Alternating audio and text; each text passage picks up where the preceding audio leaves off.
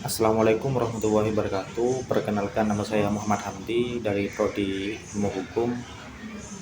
Pada kesempatan kali ini saya akan menelusuri asal-usul dan nilai-nilai luhur Pancasila sebagai dasar negara kita.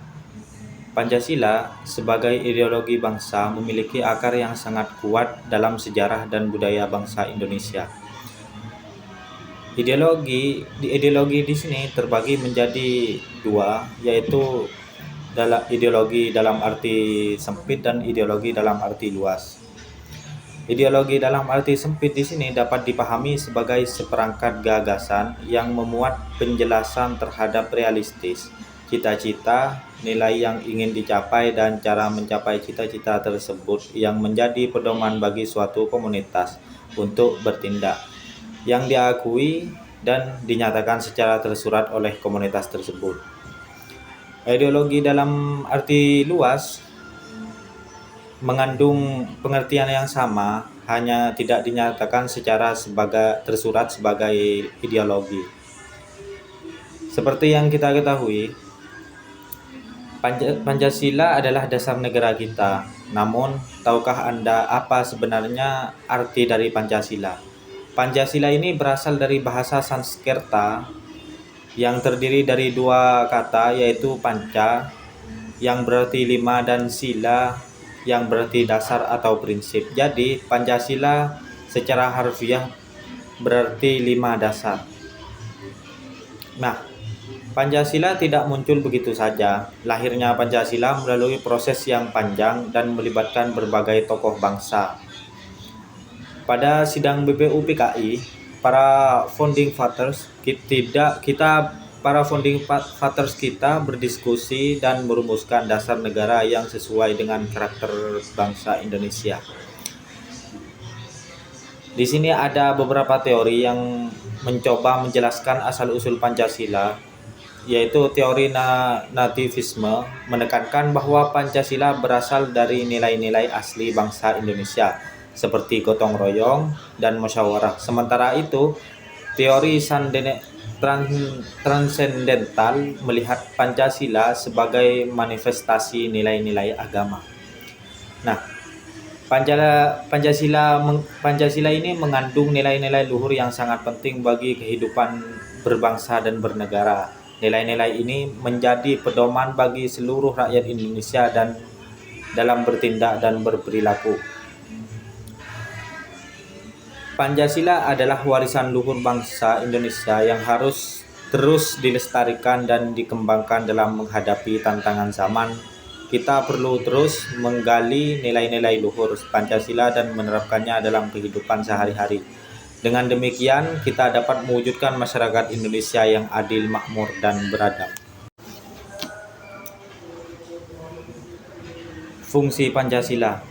Pancasila sebagai pedoman hidup bangsa dan sebagai dasar negara bangsa adalah rakyat yang telah mempunyai kesatuan tekad untuk membangun masa depan bersama dengan mendirikan sebuah negara yang akan mengurus terwujudnya aspirasi dan kepentingan bersama mereka secara adil.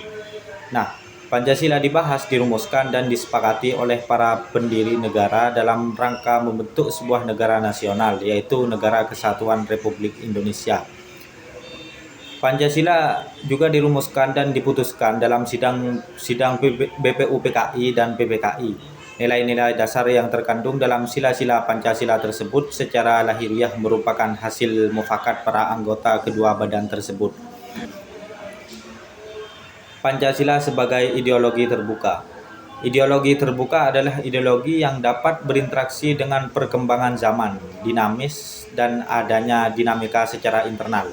Nilai yang terkandung dalam ideologi terbuka terdiri dari 3 nilai, yaitu yang pertama nilai dasar yang merupakan prinsip yang bersifat abstrak, namun tidak terikat waktu dan tempat, sehingga bersifat abadi. Nilai dasar ini berbentuk kaidah-kaidah paling hakiki yang menyangkut eksistensi negara, cita-cita dan tujuannya, tatanan dasar dan ciri-ciri khasnya. Yang kedua yaitu instrumental, yang bersifat kontekstual dan disesuaikan dengan tuntutan zaman. Nilai instrumental ini dapat berbentuk kebijakan, strategi, organisasi, sistem, rencana, dan program yang merupakan tindak lanjut dari nilai dasar. Yang ketiga yaitu nilai praksis yang merupakan interaksi antara nilai instrumental dengan situasi konkret. Sifatnya dinamis, nilai praktis merupakan pelanggang pertarungan antara idealisme dengan realitas.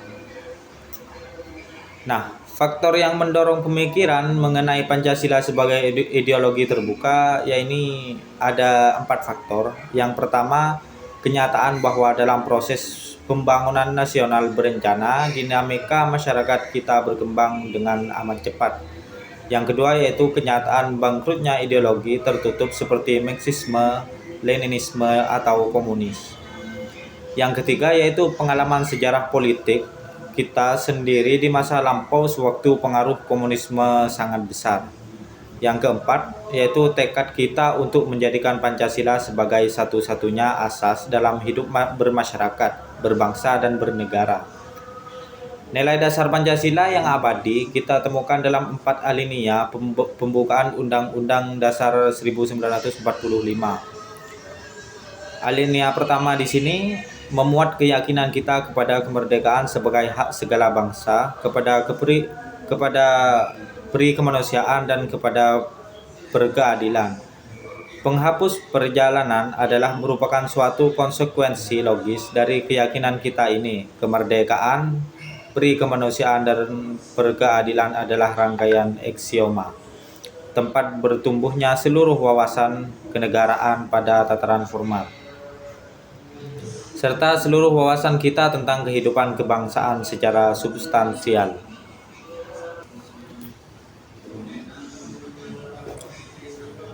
Alinea kedua, menurut cita-cita nasional sekaligus cita-cita kemerdekaan kita itu, yaitu suatu negara yang merdeka, bersatu, berdaulat, adil, dan makmur. Pengertian-pengertian singkat yang terdapat dalam alinea ini harus diberi makna filsafati yang mendasar. Rakyat Indonesia dalam negara Indonesia yang kita bentuk itu ingin hidup dalam suasana merdeka, bersatu, berdaulat, adil, dan makmur. Inilah nilai-nilai yang merupakan tolak ukur terakhir apakah negara yang kita bentuk ini sudah sesuai dengan apa yang kita harapkan apa belum. Nah, alinea ketiga ini yaitu memuat watak aktif dari rakyat Indonesia menyatakan kemerdekaan untuk mencapai kehidupan kebangsaan yang bebas, bukan dengan keangkuhan yang bersifat juvenistis, tetapi dengan sikap religius. Dengan kesadaran akan rahmat Allah yang Maha Kuasa serta didorongnya oleh keinginan luhur, bangsa yang ingin kita bangun bukanlah bangsa yang pasif, yang pasrah kepada nasibnya, tetapi bangsa yang aktif, yang percaya kepada dirinya serta berbuat secara nyata untuk mengubah nasibnya itu.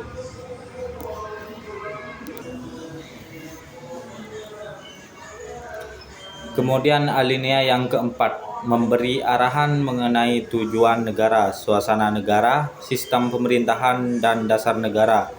Tujuan negara kita jelas, melindungi segenap bangsa Indonesia dan seluruh tumpah darah Indonesia, memajukan kesejahteraan umum, mencerdaskan kehidupan bangsa, ikut melaksanakan ketertiban dunia yang berdasarkan kemerdekaan, perdamaian abadi, dan keadilan sosial. Susunan negara Republik Indonesia jelas-jelas disebutkan berkedaulatan rakyat, yang berarti sumber dari seluruh otoritas kenegaraan dalam republik ini adalah rakyat. Sistem pemerintahan kita juga jelas, yaitu sistem pemerintahan konstitusional.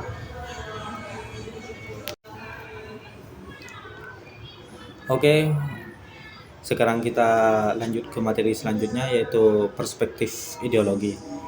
Nah, sebelumnya saya akan mengartikan apa itu ideologi. Ideologi adalah seperangkat nilai dan keyakinan yang menjadi pandangan hidup dan wawasan seseorang atau masyarakat. Ideologi juga dapat diartikan sebagai ilmu pengetahuan tentang ide-ide atau ajaran tentang pengertian dasar. Hakikat ideologi. Ideologi menjadi bagian yang tidak terpisahkan dari kehidupan umat manusia. Ideologi bukan sekedar pengetahuan teoritis belaka, tapi merupakan sesuatu yang dihayati menjadi suatu keyakinan. Ideologi juga satu pilihan yang jelas menuntut komitmen untuk mewujudkannya. Semakin mendalam kesadaran ideologi seseorang, berarti semakin tinggi pula rasa komitmennya untuk melaksanakannya.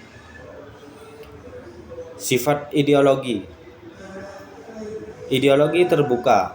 Ideologi terbuka ini adalah suatu sistem pemikiran yang terbuka. Nilai-nilai dalam ideologi tidak dipaksakan dari luar, digali dari masyarakat itu sendiri, mengambil yang bersifat-sifat positif dari ideologi yang ada.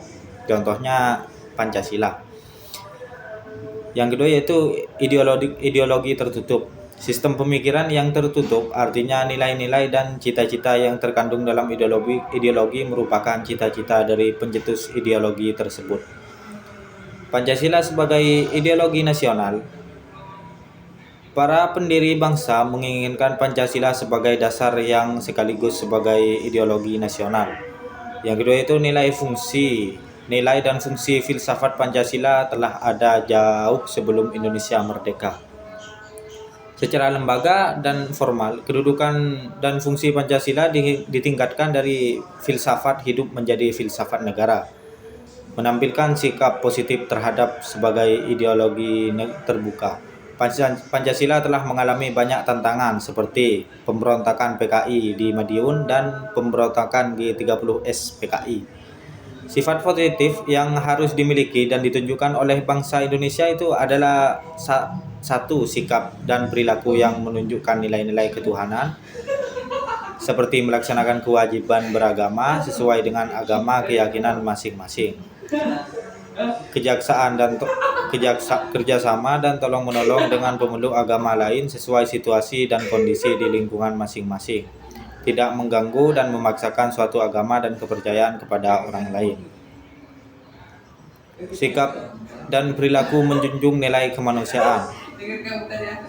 Memperlakukan orang lain sesuai harkat dan martabatnya, mengakui persamaan derajat sebagai makhluk Tuhan, adanya sikap tenggang rasa pada orang lain, sikap suka membantu orang lain yang membutuhkan. Yang ketiga yaitu sikap dan perilaku menjunjung nilai persatuan. Yang pertama yaitu rela berkorban untuk berkepentingan bangsa, untuk kepentingan bangsa dan negara, cinta tanah air dan bangsa, mengembangkan rasa persatuan berdasarkan Bhinneka Tunggal Ika, meningkatkan pergaulan demi persatuan dan kesatuan bangsa, sikap dan perilaku menjunjung nilai permusyawaratan dan perwakilan, mengutamakan musyawarah mufakat, tidak melaksanakan kehendak atau mengintimidasi dan berbuat anarkis, dan mengakui setiap warga negara memiliki hak dan kewajibannya yang sama. Mempercayai wakil-wakil rakyat terpilih untuk melaksanakan tugas dengan baik. Yang kelima yaitu ada 3. Yang kelima, sikap dan perilaku menjunjung nilai keadilan sosial. Pertama yaitu menunjukkan sikap gotong royong dan kekeluargaan, tidak merugikan orang lain atau lingkungan, suka kerja keras dan dapat memecahkan masalah. Dalam perspektif ini, kita dapat melihat Pancasila sebagai manifestasi dari nilai-nilai dan pandangan hidup bangsa yang berakar pada tradisi, budaya, dan kebijaksanaan lokal Indonesia. Setiap sila dalam Pancasila mengandung nilai-nilai filosofis yang dapat dipahami dari berbagai aliran filsafat. Berikut adalah kajian dari sudut pandang filsafat mengenai Pancasila. Yang pertama yaitu ketuhanan yang Maha Esa, yang mana pada sila pertama ini Pancasila menggambarkan keyakinan terhadap Tuhan yang bersifat universal. Secara filsafat, sila ini mendekati konsep metafikasi tentang keberadaan yang melampaui fisik dan pengakuan akan entitas yang tertinggi. Sila ini juga merefleksikan filsafatisme yang menekankan keyakinan bahwa keberadaan manusia terkait dengan kekuatan ilahi. Di sisi lain, sila ini mengandung etika beragaman Etika keberagaman.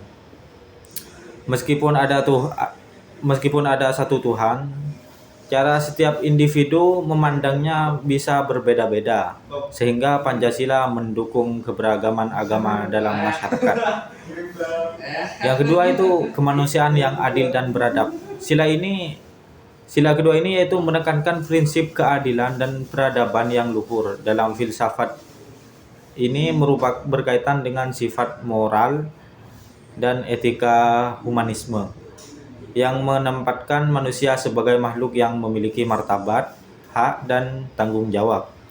Ini juga bisa dikaitkan dengan pemikiran Immanuel Kant tentang manusia sebagai tujuan, pembuat bukan sebagai alat, sehingga setiap individu harus dihormati bermartabatnya.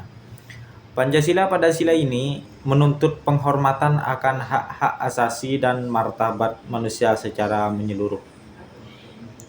Persatuan Indonesia. Yang ketiga itu menekankan persatuan dalam keberagaman, yang secara filsafat dapat dilihat dalam konsep dialektika. Menurut pemikiran ini, adanya perbedaan suku, agama, dan budaya dalam masyarakat Indonesia tidak menjadi hambatan, tetapi justru memperkaya persatuan dalam harmoni. Sila ini mencerminkan filsafat komunitarianisme yang melihat pentingnya komunitas atau kolektivitas sebagai sarana untuk mencapai kebaikan bersama, mengatasi individualisme yang ekstrim, serta mengutamakan kepentingan nasional di atas kepentingan pribadi atau kelompok. Keyakinan yang dipimpin oleh hikmat kebijaksanaan dalam permusyawaratan atau perwakilan. Sila ini menekankan demokrasi yang bersumber dari kebijaksanaan kolektif. Dalam perspektif filsafat, ini mengandung unsur filsafat politik yang menekankan demokrasi deliberatif atau demokrasi partisipatif, di mana keputusan diambil melalui musyawarah untuk mencapai mufakat. Ini juga mencerminkan konsep kebijaksanaan kolektif yang menempatkan kepentingan rakyat sebagai sumber legitimasi pemerintahan, dan bahwa setiap keputusan hendaknya diambil dengan dasar hikmah kebijaksanaan yang melibatkan banyak pihak. Keadilan sosial bagi seluruh rakyat Indonesia. Sila kelima adalah puncak dari nilai-nilai keadilan dalam Pancasila. Secara filosofis, sila ini berkaitan dengan filsafat keadilan sosial yang diusung oleh para filsuf seperti John Rawls. Konsep keadilan sosial dalam Pancasila mengutamakan pemerataan kesejahteraan, bukan hanya kemakmuran yang terpusat pada segelintir orang. Ini mengandung nilai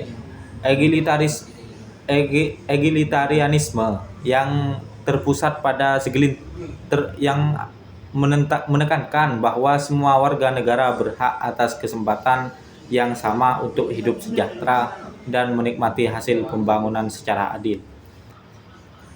Dengan demikian, dari sudut pandang filsafat, Pancasila bisa dilihat sebagai dasar ideologis dan filosofis yang mengintegrasikan berbagai pemikiran filosofis, teisme, humanisme, komunitarianisme, demokrasi, dan keadilan sosial. Pancasila mengandung ideal-ideal yang dirumuskan secara khas Indonesia, tetapi juga memiliki relevansi universal dalam nilai-nilai yang diusungnya. Mungkin hanya ini yang dapat bisa saya sampaikan, kurang lebihnya mohon maaf. Wassalamualaikum warahmatullahi wabarakatuh.